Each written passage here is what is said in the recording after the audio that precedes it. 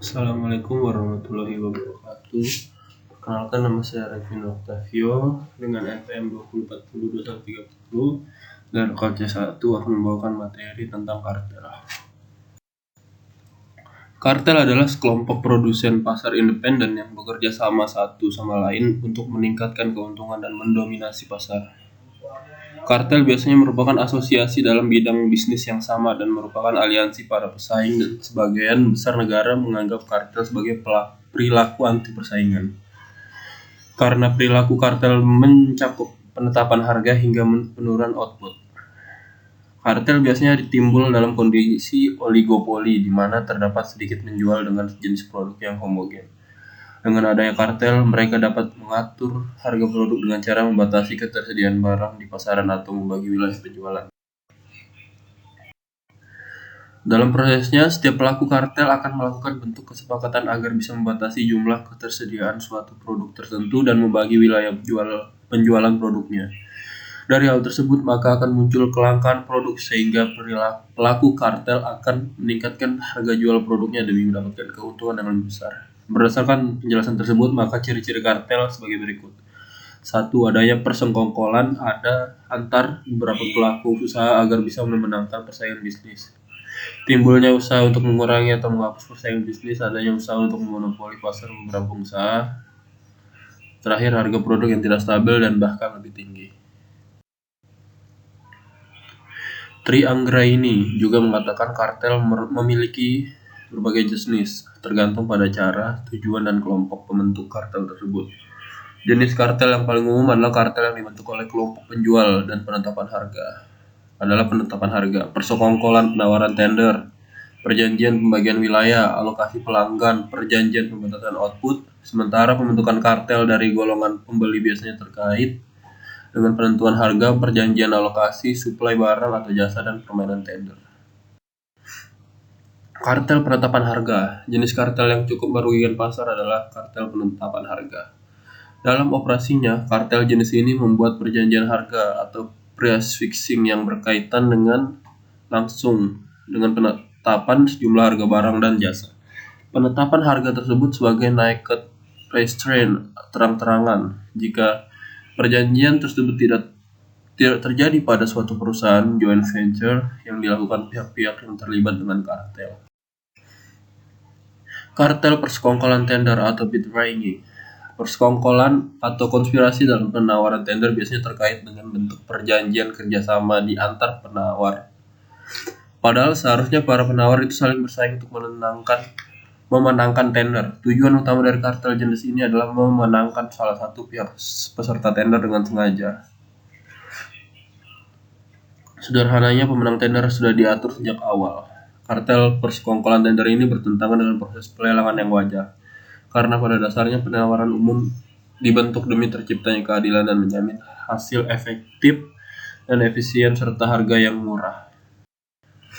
Kartel harga.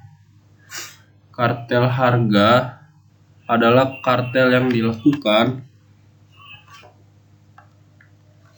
Ketentuan harga yang ditentukan adalah harga jual minimal pada suatu produk.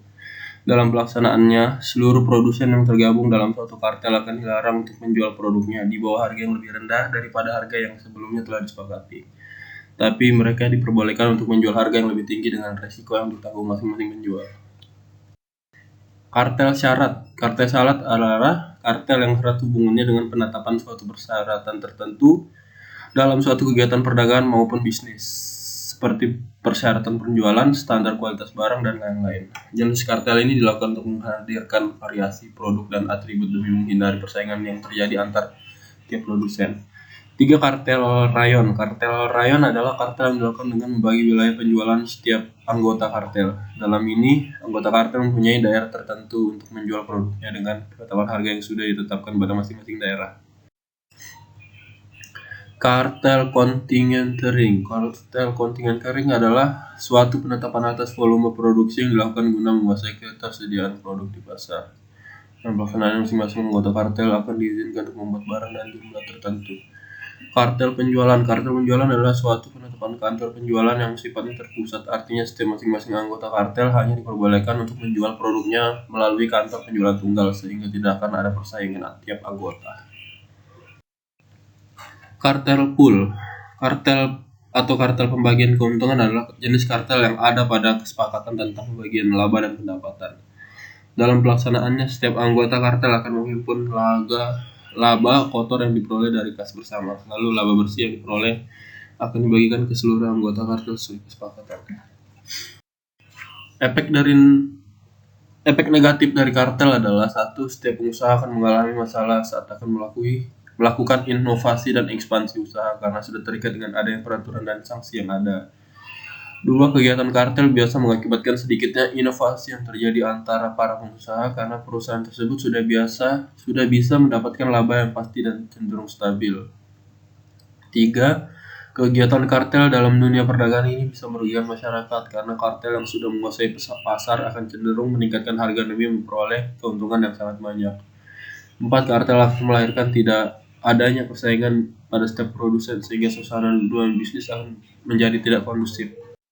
Dampak positif dari kartel. Kegiatan kartel bisa membangun hubungan kerja antara tiap perusahaan dan para pekerja pun akan cenderung lebih kondusif. Karena peningkatan upah akan lebih mudah untuk dilakukan. Setiap anggota kartel mempunyai posisi yang lebih baik dalam persaingan pasar bebas, sehingga risiko PHK akan sangat minim terjadi. Pihak perusahaan bisa meminimalisir risiko kerugian karena rendahnya tingkat penjualan karena produksi atau penjualan sudah diatur dan dijamin. Kenapa kartel dilarang? Untuk Indonesia sendiri, kegiatan kartel sudah dilarang dan diawasi langsung oleh KPPU atau Komisi Pengawasan Persaingan Usaha. Larangan tersebut tertulis dalam UU Nomor 5 Tahun 1999 terkait larangan praktek monopoli juga persaingan usaha yang tidak sehat. Tapi faktanya, praktik di lapangan membuktikan bahwa kartel masih terus ada hingga saat ini. Jika hal ini terus berlanjut, maka tentunya bisa mengakibatkan munculnya ketimpangan ekonomi secara keseluruhan. Penutup, berdasarkan penjelasan di atas, maka kita bisa simpulkan bahwa kartel adalah suatu bentuk kegiatan persekongkolan yang dikerjakan oleh beberapa produsen. Praktik kartel dilarang untuk dilakukan di Indonesia karena bisa mengakibatkan ketimpangan ekonomi di seluruh aspek kehidupan masyarakat Indonesia. Pada akhirnya, kegiatan kartel ini tidak akan membuat perusahaan Anda menjadi sukses besar karena nantinya daya beli masyarakat pun akan menurun. Oleh karena itu, sebagai pengusaha, lakukanlah persaingan pasar yang sangat sehat dengan menggunakan kualitas produk ataupun jasa Anda ke konsumen. Selain itu, lakukanlah manajemen keuangan yang tepat disertai sistem akuntansi yang baik. Sekian dan terima kasih. Siap.